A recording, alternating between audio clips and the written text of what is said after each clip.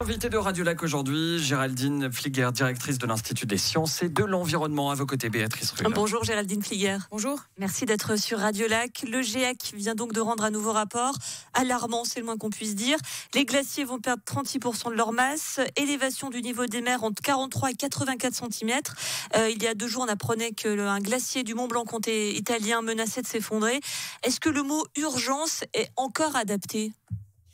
Oui, alors oui, il est adapté parce qu'il ne faut pas croire pour autant que le combat est totalement perdu. Ça serait au contraire beaucoup trop défaitiste et même un discours assez dangereux.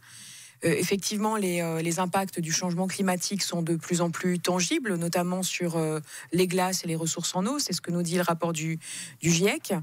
Et ça invite à agir rapidement. Je crois qu'il y a vraiment des mutations dans les esprits, dans la conscience environnementale, à la fois de la société civile, mais aussi de la classe politique. Et ça doit nous laisser aussi une note d'optimisme. Mais c'est pas parce que ces rapports sont alarmants que l'on doit pour autant battre en retraite. La vraie question aussi, c'est de savoir est-ce qu'on peut inverser la tendance ou bien est-ce qu'il faut se dire on a passé un cap et il faut avoir conscience qu'on ne pourra pas revenir en arrière et que ce sera comme ça. Alors, les différents scénarios et scénarios politiques montrent qu'on peut encore inverser la tendance si on prend vraiment des mesures très très ambitieuses avec des objectifs notamment de neutralité carbone, c'est-à-dire de compensation ou de réduction maximale des émissions à l'horizon 2050. Vous dites réduction maximale, c'est-à-dire concrètement, il faudrait faire quoi ? Eh bien, ça veut dire changer nos modes de production, notamment pour tout ce qui concerne les transports, la mobilité.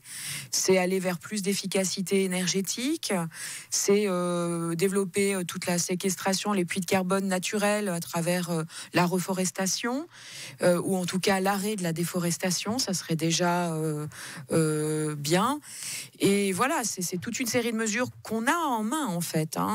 C'est pas des mesures magiques. C'est pas un coup de baguette magique qu'il faut attendre, mais c'est bien des mesures qu'on a en main et qu'on peut déployer si on veut stopper et ralentir fortement le processus, voire effectivement inverser des tendances. Des mesures qui ne seraient efficaces que si elles sont prises à très grande échelle. Il y avait ce sommet de l'ONU en début de semaine, 100 chefs d'État et de gouvernement, énormément de discours, beaucoup de discours, mais peu d'actes finalement.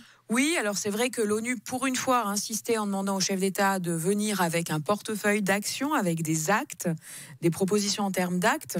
Alors c'était plutôt un concours de beauté à ce stade, mais effectivement, je crois que ces grandes conférences, leur limite, c'est qu'on est plutôt dans l'ordre du discours, et c'est ensuite au plan national, dans la transposition, comme notre loi sur le CO2 actuellement en cours de travail dans les chambres, c'est là que ça se joue.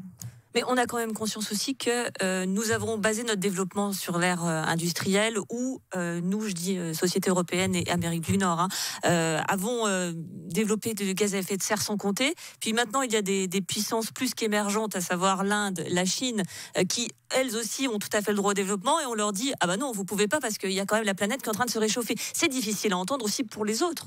Oui, c'est difficile pour les pays émergents, mais il faut quand même avoir une note d'optimisme sur le fait qu'il faut savoir qu'elles ne suivent pas la même trajectoire que nous. C'est-à-dire qu'à l'heure actuelle, l'Inde ou la Chine se développent en émettant moins que nous, on a pu émettre dans notre période industrielle ou d'industrialisation effrénée. Donc, effectivement, ce sont des populations qui se comptent en plusieurs centaines de millions d'habitants et qui, du coup, font face, de par la masse de population et leur développement économique, à des défis majeurs. Mais néanmoins, elles sont de plus en plus efficaces et de plus en plus modernes au plan écologique. Et là, elles nous montrent aussi parfois l'exemple, ces économies émergentes. Donc voilà, ce sont des défis qu'elles doivent relever, mais là aussi, les nouvelles technologies, notamment en termes de production industrielle plus propre, permettent d'être raisonnablement optimistes. À chaque combat, sa figure. Clairement, c'est Greta Thunberg, cette jeune Suédoise qui s'exprimait avec force à l'ONU. Selon vous, est-ce que c'est bénéfique ou pas son action finalement ? Parce qu'elle est très clivante. Oui, elle est très clivante. Moi, je dirais qu'on peut critiquer parfois la tonalité de ses propos. Je peux le comprendre. Néanmoins, il ne faut pas oublier le message qu'elle porte et qui, lui, il faut bien l'avoir en tête, et pas un message de messie. C'est une vérité scientifique.